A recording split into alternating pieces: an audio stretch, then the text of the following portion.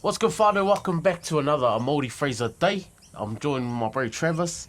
He's going to help me out with this one. I don't have my book on me, but we got one on the phone.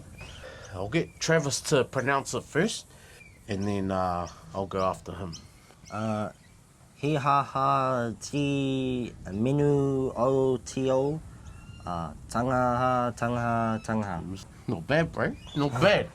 You're missing words in there, but what he's trying to say. He aha te mea nui o te ao. He tangata, he tangata, he tangata. Which translates to, what is the most important thing in this world? It is people, it is people, it is people.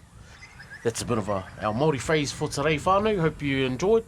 As always, if that's incorrect or I've mispronounced, not if he mispronounced it, if I mispronounced it, please let us know in the comments. And as always, It's a good day to have a good day, so go have a good day.